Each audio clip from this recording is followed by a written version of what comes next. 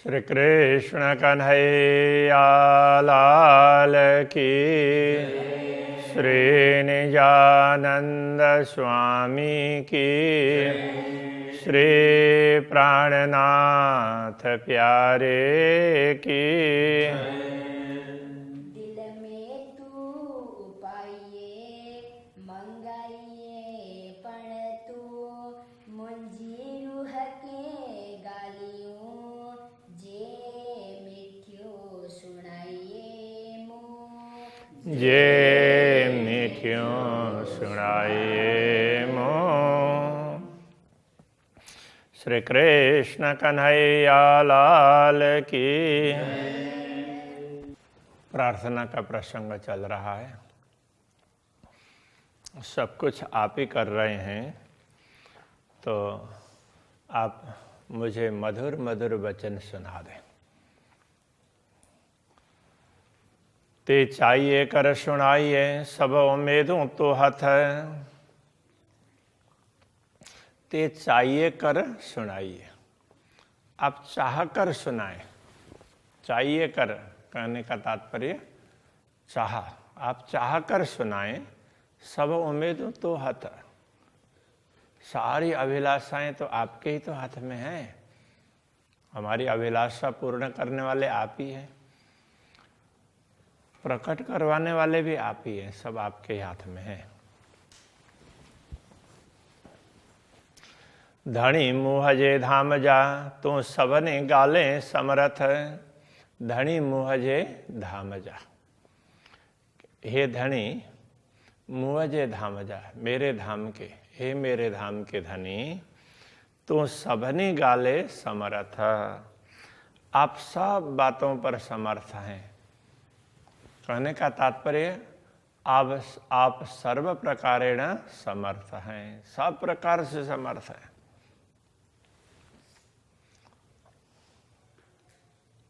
मुँह चायो भू आसमान बीच, आऊं हे कली आइया। तो मुँह चायो, अब अपनी बात कह रहे हैं। मैंने आपको कहा भू आसमान बीच, भूमि और आकाश के बीच में आऊं हे कली आइया। आऊं का अर्थ मैं, हे कली अकेली आइया हूँ। मैंने आपको कहा कि मैं नीचे भूमि और ऊपर आसमान में अकेली ही हूँ, तो उसके लिए स्पष्टीकरण दे रहे हैं। हाँ, मैं ऐसे अकेली तो हूँ ही। जी न अच्छे दिल में खतरों से माधाई थी लैया।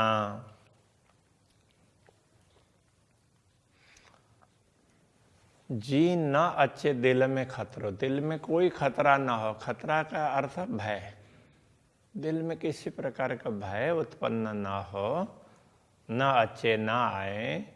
तो इस प्रकार हाँ से माधाई थी लैया। तो वो माधाई थी, माधा आगे, अब माधाई थी कहेंगे तो यहाँ पर पहले से ही लैया। तो पहले से ही मैं ध्यान रख रही, पहले से ले रही हूँ। तो कहने का तात्पर्य यह है कि मैंने आपको कहा कि मैं अकेली हूँ, तो उसके लिए कह रहे हैं कि मेरे मन में किसी प्रकार का भय ना रहे, इसके लिए मैं उस भय को पहले से ही दूर करना चाहती हूँ। तो दूसरे कोई, अब आगे भी कहेंगे, जो आत्माएं जाग गई हैं वो दूसरी है ही नहीं।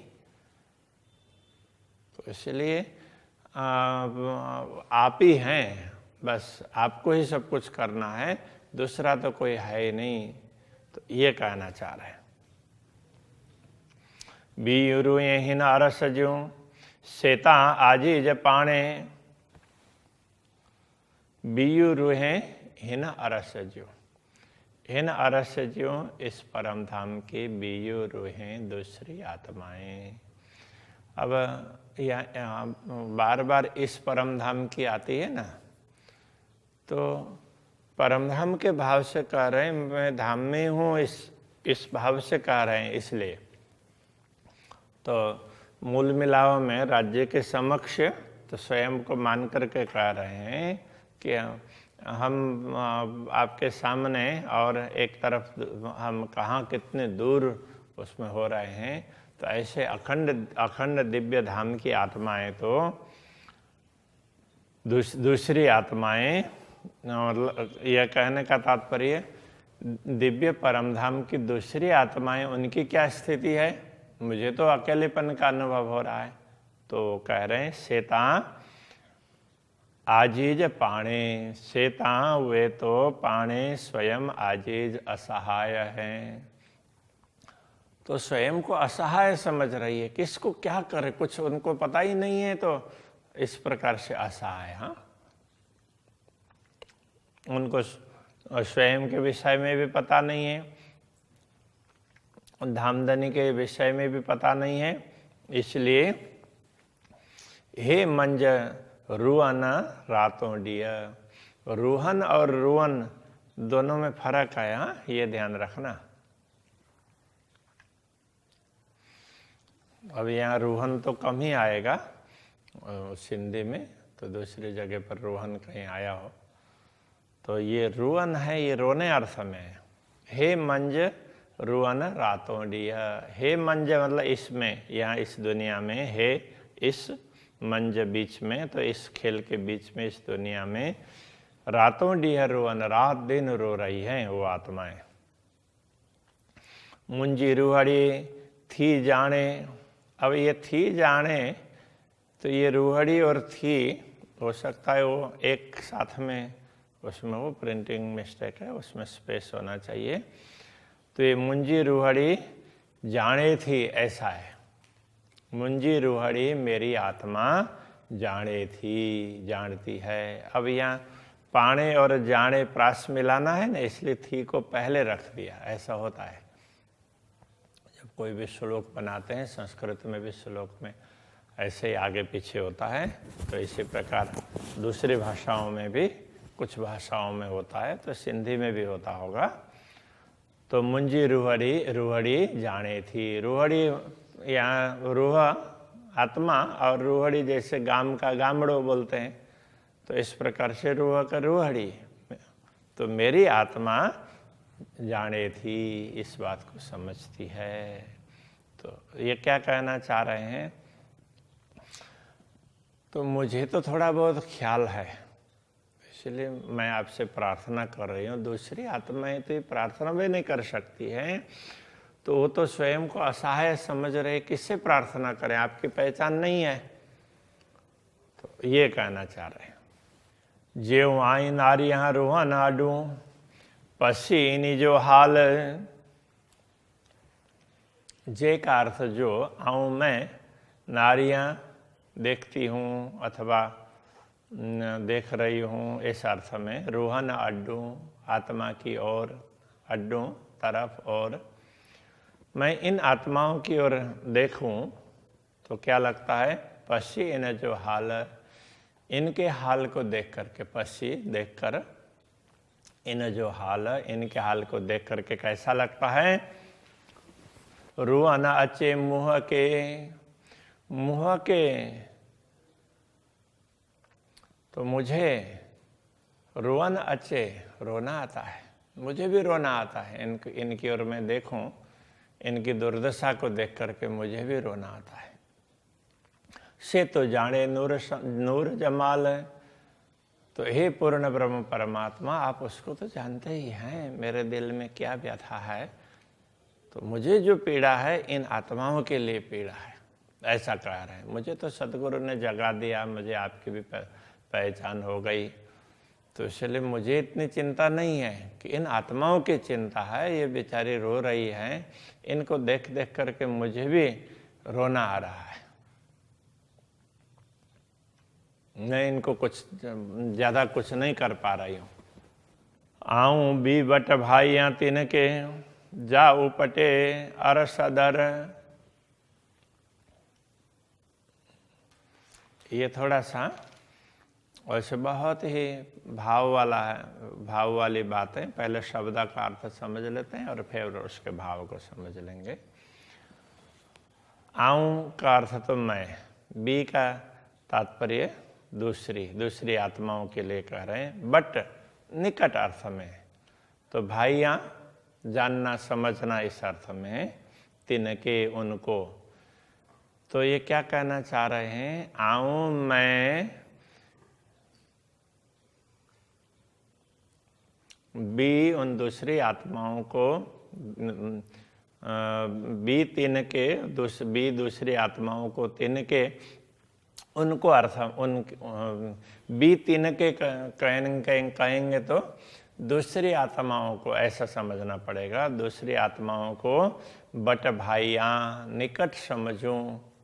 तो कब समझूं, तो यदि मैं इन सब आत्माओं को निकट समझूं तो मैं कब समझ सकती हूँ। अभी आत्मा भाव से कह रहे हैं, तो कहते हैं जा उपटे अरस द्वार, यदि ये परमधाम के द्वार खोलते ना तो कहने का तात्पर्य, तो जो आत्मा जागृत हो जाती है तो उनको तो धाम के द्वार खुले देखते हैं।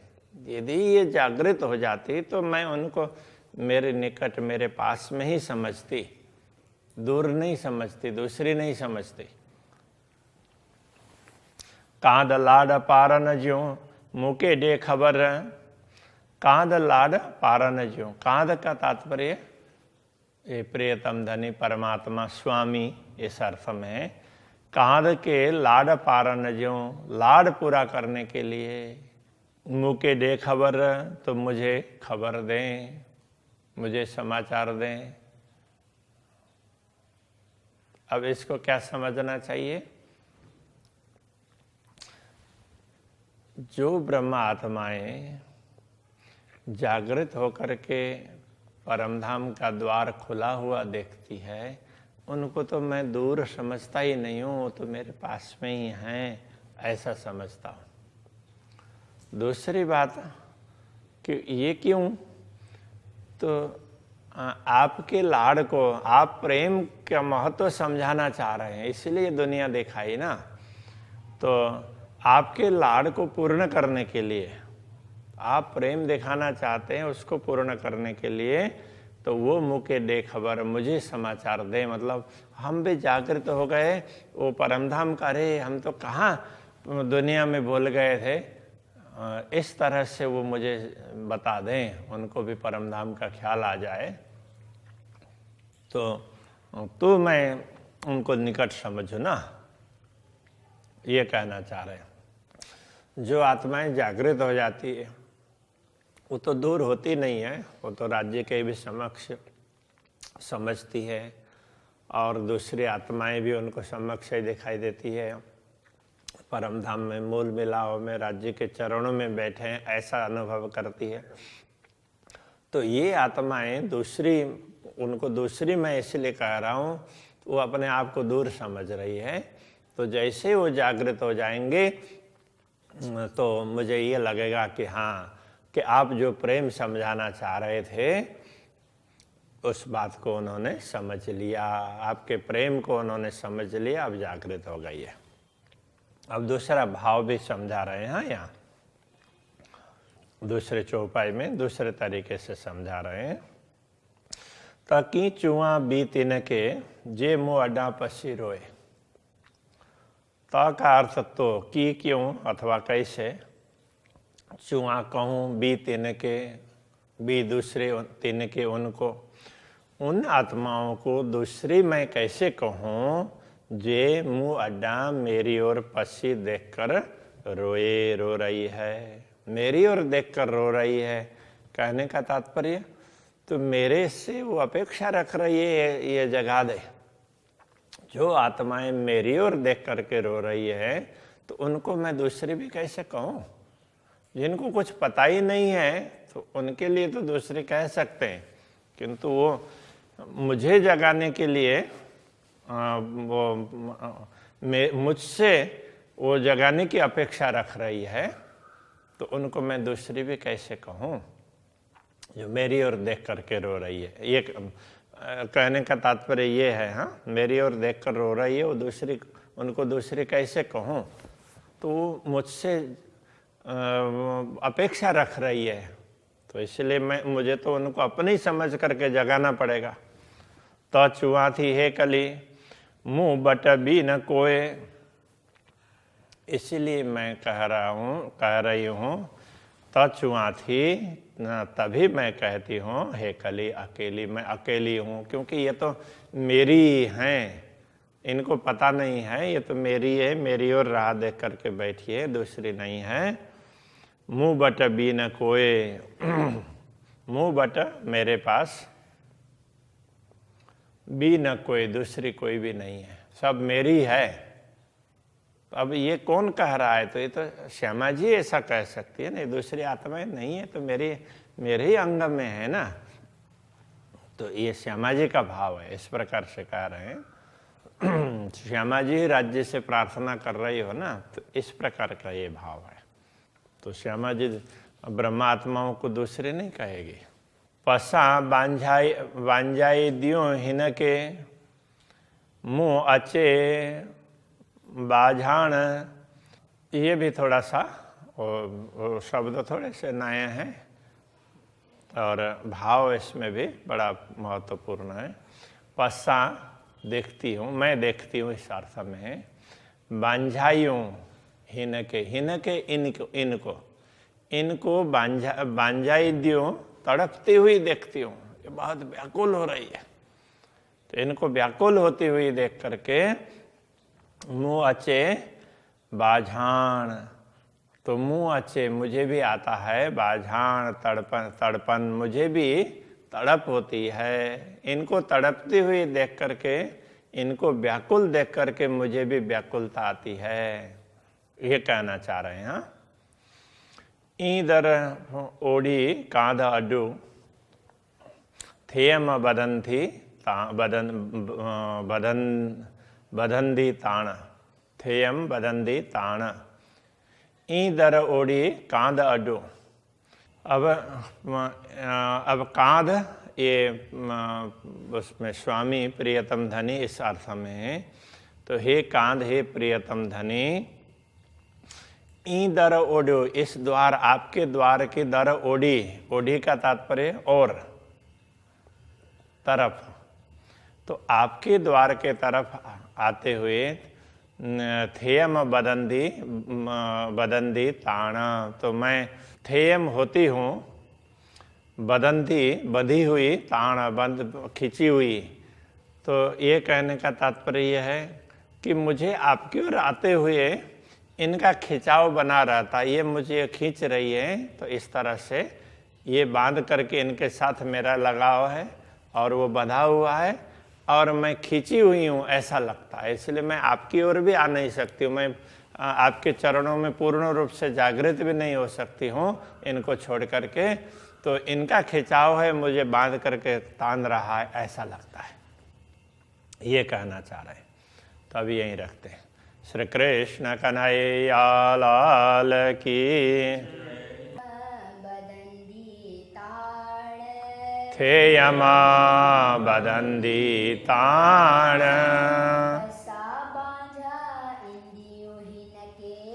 पसा बांझा इंदियो हिनके, मुँह अचे बाझाण, ईदर ओढ़ी कांध अडू,